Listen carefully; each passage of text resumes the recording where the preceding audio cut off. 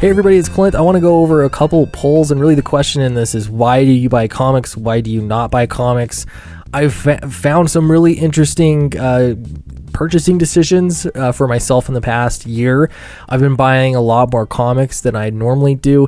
Not necessarily that it's a lot more. Well, it is. It is more, but it's also substantially more money, a lot more money than I used to be spending. And that's because I'm buying more crowdfunded books, like I think a lot of people are. They're generally more expensive.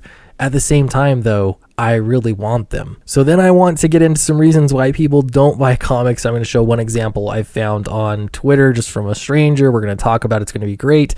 So I posted this poll on how much money on average do you spend on buying comics per month. I asked the same question both on YouTube and Twitter. And I don't know, not really surprised, but it is interesting that for sure the biggest group of people are spending, it's about a third, 34% are spending under $20, $0 to $20 a month on comics. It doesn't really surprise me because I've been there. In fact, relatively recently, I think last year, really, I was spending, I was where I'd buy a trade paperback a month. I've even been in the situation where I would buy just one single floppy a month, and I would follow the one monthly story. And if I wanted to switch to something else, I had to stop getting that title, and kind of move it around. And I really honestly haven't been really super into collecting. So that's just hasn't been part of my composition of comics buying habits. However, lately it's just been tons of crowdfunded books. Not only that, but it's been interesting because the more crowdfunded books I get this itching that I want a book to read because I keep buying these books and you have to wait for them to get produced. But in the meantime, I still want to read comics. So I've been more actively looking out to get other things. I just read those two TKO stories, Sarah and Sentient. Both books were written very well. I enjoyed them. Great stories. And so, yeah, you can see it's just changing your habits. And I used to spend a lot more money on Magic the Gathering cards, and I still enjoy that hobby, but I just don't spend as much money there as I used to because I'm sort of just reallocating it to comics. Oh yeah, don't let me forget to tell you that Downcast 2 is coming out. The link is in the description below for you to sign up for the spam-free mailing list. It is going to be worth your time because you'll get a discount and secret perks. All right, this is over at YouTube. I did the same exact poll on YouTube. Asked the same question, though I wish I would have had the answers the same. I did this one first, and the problem is that Twitter limits how many responses you can have.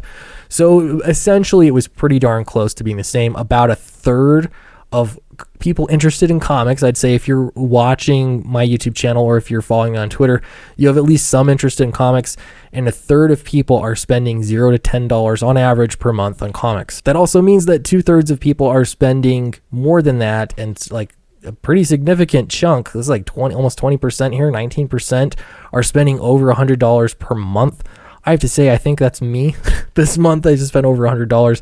I wouldn't say it's typical though, but yeah, it's still 16% here, 19% on the other one. That's pretty significant. So something I got thinking about is, why do I buy comics and why do I not buy comics? On one hand, yeah, I've told this story before, but I've taken my brother to go buy comics because I just want everyone around me to love comics as much as I do, so we can talk about it and share stories and all that kind of stuff. So I took him shopping for comics, and we went to this one place. It was the only place open at the time, and they only had old back issues from the 90s. And I know a lot of you are like, man, I love 90s back issues, but these were not the cream of the crop 90s back issues, that's for sure. It was stuff from Virgin Comics, you remember that? All sorts of books that I just didn't even care about. To me, it was just trash. So we ended up not getting anything and then, just leaving. We're going to do it again. We're going to do it at a real comic shop and find some better books. It got me thinking that I need a reason to buy. I think a lot of people are like that. You need a reason to want to get into a certain book over another book, or to get a book rather than, video games or anything else.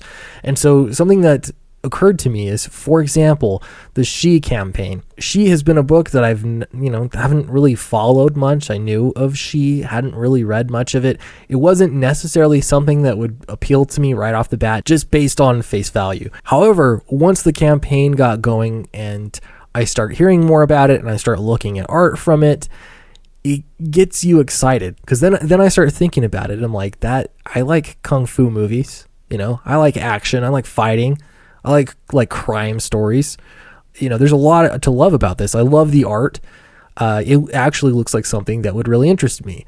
And so not only, it wasn't like I'm cruising through a store and I'm going to pay, $3.99, $5.99, whatever, for a floppy for a book of the same size or similar size. It was more like, hey, this is a crowdfunded book. They cost a little bit more. I want to buy it. Not only that, but I'm going to look and see if there's a higher tier that I really want, because I might as well. This is the time to get it. I'm excited.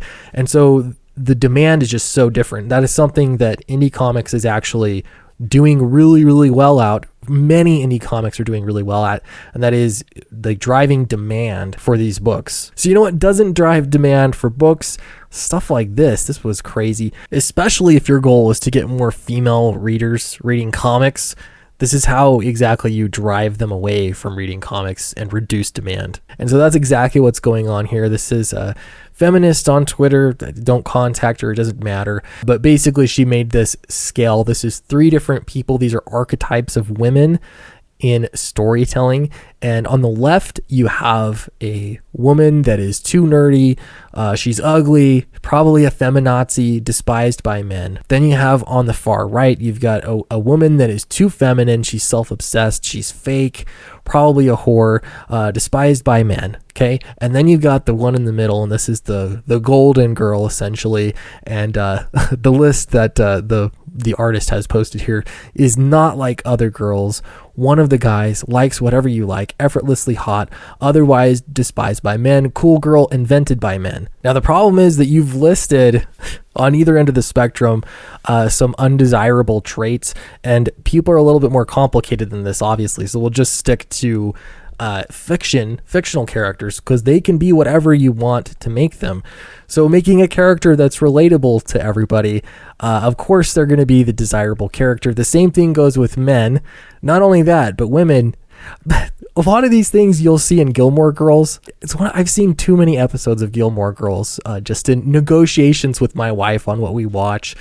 And that show kills me, because they feed into all the same exact stereotypes. For example, they eat constantly, and they're eating like hamburgers and French fries, and they're just constantly eating, but everyone's fit, thin and fit, and all the men love them. They have this perfect whimsical life. That TV series was not invented by men, for men, created for the male gaze, anything like that. It's created by women, for women. And that's because there's this fantasy, and I know it's out there, I've heard it so many times, that you can just eat whatever you want. You can be really attractive without having to try that hard. You can just live your normal life and basically have a perfect body and a perfect personality, right? That's okay. This is a fantasy we're talking about. This is not real life. Problem is, when you start outlining what is okay and what is not okay to like in entertainment, you're going to get people that are pretty upset. Here's another one, Senpai. Apparently she has a YouTube channel, and she's sick and tired of being told that liking video games, comics, and anime means you were invented by men or pick me. And so I think the comment goes to likes whatever you like. The truth is, men and women are both human beings, and so there's odds that you're gonna have some overlap. That happens, absolutely. All right, so let's get into a little bit more of this. Feminist says, the cool girl image is praised for the same things other women are being hated for, such as eating fast food, playing video games, or just liking stereotypical masculine activities, or being pretty, fit, and gorgeous, as long as they don't seem like they actually put effort into that. Exactly. Didn't I just say that's the dream? And even if you're a guy, that's a dream. I would want to be ripped and just never have to work out. Perfect cholesterol while I'm at it and never have to work out. That ought to be nice. It's a fantasy. You can do that in fiction. Okay, here we go. Or enjoy it in any way. The male fantasy is being pressured upon many young girls to the point almost everyone I know tried at some point to put it on herself. And the fact is that it is something that men created and desire, not understanding how damaging this is. Yeah, man, don't you remember when we had that meeting and we all got together and we decided what female stereotypes we were going to create? that women had to live up to, what impossible stereotypes. No, men did not do this. It just is. Culture and entertainment and all of that. It's so complicated. Nobody sat down and decided any of this. Oh, and here's some capitalism. Well played. She's an artist. Posted some art. Check her out, I guess. All right, continuing on. If you are offended by this tweet and want to post in the replies, try to think about the meaning of it for a little longer. And if that doesn't work, please go post on your own account. Okay. Yeah, the other thing is stereotypes happen for men too. This isn't, abnormal. There's stereotypes even for kids, I was thinking, and old people. There's stereotypes for religious people and non-religious people. There's anything, right? And you'd think that stories and fictional places could be, it could just be a fun place and you can just do whatever you want because there's no consequences. It's a story. You can do whatever you want. But no, this is why we can't have nice things. All right, so thanks everybody so much for watching the video, especially if you made it this far. Really appreciate it. Please sign up for the mailing list. It's in the link in the description below. Don't forget to like, subscribe, and I will see you next time.